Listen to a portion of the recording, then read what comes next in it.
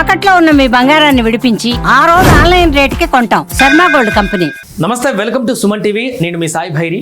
నిన్న కేంద్ర ప్రభుత్వం ప్రవేశపెట్టినటువంటి బడ్జెట్లో హైదరాబాద్కి వరాల జల్లు కురిసిందని చెప్పొచ్చు. తెలుగు రాష్ట్రాలకు కూడా. ప్రధానంగా హైదరాబాద్ విషయాన్ని ఎందుకు మనం ప్రస్తావిస్తున్నామంటే, 3 రాష్ట్రాలకు కనెక్టివిటీని కలుపుతూ హైదరాబాద్ కేంద్రంగా అద్భుతమైనటువంటి కారిడార్ని కేంద్ర ప్రభుత్వం నిన్న ప్రకటించడం జరిగింది. దీంతో హైదరాబాద్ యొక్క ఖ్యాతి మరింత పెరగబోతుంది. రాబోయే రోజులలో హైదరాబాద్ విశ్వనగరంగా అభివృద్ధి చెందడంలో కీలక పాత్ర పోషిస్తుంది కారిడార్ అని చెప్పడంలో ఎలాంటి సందేహం లేదు. ఎందుకంటే నిన్న కేంద్ర మంత్రి మాట్లాడుతూ 3 హై స్పీడ్ రైల్ కారిడార్లను హైదరాబాద్ కేంద్రంగా ప్రకటించారు. మొత్తం 7 కారిడార్లను ప్రకటించారు.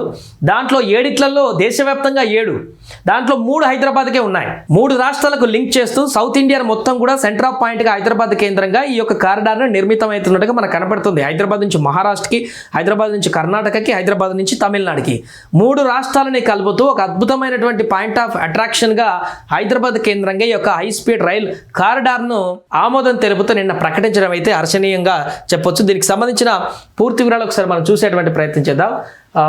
దీని అంచనా వ్యయం ఏంటనేది కూడా పూర్తిగా ఒకసారి చూద్దాం. ఎంత ఖర్చు అవుతుంది ఏంటనేది. 7 హై స్పీడ్ కారిడార్ రైళ్లను హైదరాబాద్ గుండా ఇక్కడ వెళ్ళేటువంటి అవకాశం ఉంది.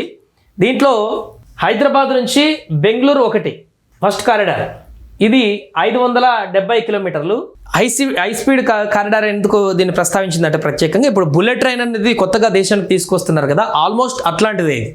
బుల్లెట్ ట్రైన్ అంత విమానంలో చేసేటువంటి ప్రయాణానికి సమానంగా లేకుంటే దానికంటే కొంచెం తక్కువగా ఈ యొక్క రైల్ ప్రయాణంతో ఈజీగా ఇక నుంచి ప్రయాణాలు చేయదలుచుకున్నారు అందరు కూడా.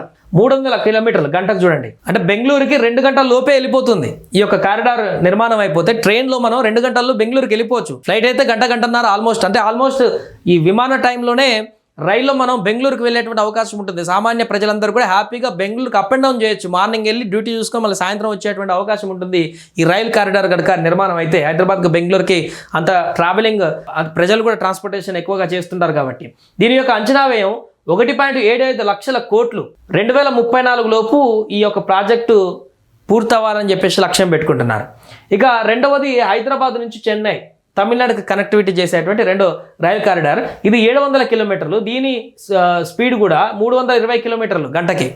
దీని అంచనా వచ్చేసి 2.10 లక్షల కోట్లు. ఇది 2035 లోపు కంప్లీట్ చేయాలని టార్గెట్. ఇక 3వ కారిడార్ హైదరాబాద్ నుంచి పూణే 550 కిలోమీటర్లు మహారాష్ట్ర కలుపుతూ. దీని స్పీడ్ కూడా 320 గంటకు. చూడండి, 2 గంటల్లోనే మొత్తం ఈ యొక్క లొకేషన్ని చేరేటువంటి పరిస్థితి ఉంటుంది కారిడార్ వస్తే. 1.565 లక్షల కోట్లు దీని అంచనా వ్యయం. దాన్ని 2033 నాటికి ఇది పూర్తయ్యేలాగా దీని యొక్క ఎస్టిమేషన్ వేశారు. సో దీన్ని ఒకసారి పూర్తిగా చూస్తే ముంబై, పూణే, చెన్నై, బెంగళూరు, ఢిల్లీ, వారణాసి, సిలిగురి నడుమ చేపట్టే ఈ రైల్వే కారిడార్లు మొత్తం 7 చూడండి. హైదరాబాద్ చెన్నై ఒకటి, ముంబై పూణే ఒకటి, చెన్నై బెంగళూరు ఒకటి, ఢిల్లీ వారణాసి ఒకటి, వారణాసి సిలిగురి ఒకటి నడుమ చేపట్టేటువంటి హైదరాబాద్ బెంగళూరు ఇంకొకటి, హైదరాబాద్ టు పూణే ఒకటి.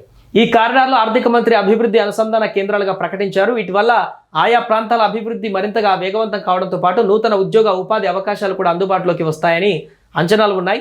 గంటకు 300 నుంచి 320 కిలోమీటర్ల వేగంతో నడిచేటువంటి ఈ బుల్లెట్ ట్రైన్స్తో ప్రయాణ వేగం మరింత ఈజీగా మారనుంది ప్రజలకి. సో విమానంలో వెళ్ళేటువంటి అంత సమయంలోనే ఈ ట్రైన్ ద్వారా గమ్యస్థానాలు చేరుకునేటువంటి అవకాశం ఉంది ఈజీగా.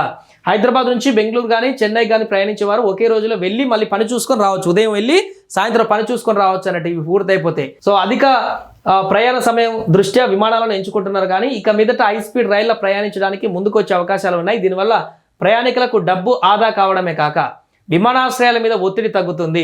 విమానాల నుంచి వెలువడేటువంటి కార్బన్ ఉద్గారాలతో పోల్చితే రైళ్ల నుంచి వెలువడేటువంటి ఉద్గారాలు 80% తక్కువ. అంటే చూడండి, పర్యావరణానికి కూడా చాలా మంచిది.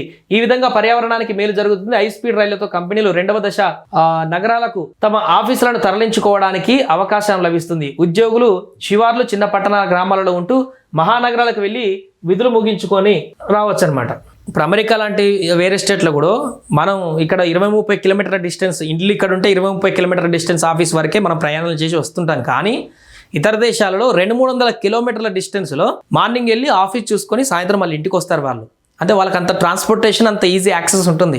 200-300 కిలోమీటర్లో ఉండేటువంటి ఆఫీస్ దగ్గరికి వెళ్ళి మళ్ళీ ఇంటికి సాయంత్రం వాళ్ళ ఊరు ఏదైతే ఉందో అక్కడికి ఇంటికి వచ్చి మళ్ళీ రిలాక్స్ అవుతారు. అలాంటి ట్రాన్స్పోర్టేషన్ ఇప్పుడు బిల్లు చేయబోతుంది. దీని ద్వారా ఏమవుతుందంటే ఇతర స్టేట్లో ఉన్నటువంటి నగరాలకు కూడా ఇక్కడ ఉద్యోగం, ఇక్కడ మనం ఇల్లు కట్టుకున్నాం, ఇక్కడ మన ఓన్ ప్లేస్, మన స్వస్థలం, మన అంతా ఇక్కడ ఉన్నా అనుకున్నప్పుడు వేరే స్టేట్లో జాబ్ వచ్చినప్పుడు అక్కడికి మొత్తం షిఫ్ట్ అయ్యేటువంటి పరిణామం ఇప్పటి వరకు. కానీ ఇలాంటి ట్రాన్స్పోర్టేషన్ రావడం వల్ల ఏమవుతుందంటే ఇక్కడే మన ఇంట్లో ఉంటూ హైదరాబాద్లో ఇక్కడే ఉంటూ ఇక్కడే గడుపుతూ ఉదయం అలా వెళ్ళి హ్యాపీగా 2 గంటల్లో అక్కడికి వెళ్ళి బెంగళూరుకి వెళ్ళి జాబ్ చేసుకొని సాయంత్రం మళ్ళీ ట్రైన్ ఎక్కి సాయంత్రం మళ్ళీ నైట్ ఇక్కడ ఇంటికాడ ఉండేటువంటి పరిస్థితి ఉంటుంది. తద్వారా కుటుంబం అందరితో కలిపి ఇక్కడ మన వాళ్ళతోని కాలం వెల్లదీసేటువంటి పరిస్థితి ఉంటుంది. సో ఈ అద్భుతమైనటువంటి హై స్పీడ్ కారిడార్లని 7 3 హైదరాబాద్ కేంద్రంగా ప్రకటించడం అయితే ఇప్పుడు వరాల జల్లు హైదరాబాద్ వైపు మళ్ళీందని చెప్పుకోవచ్చు.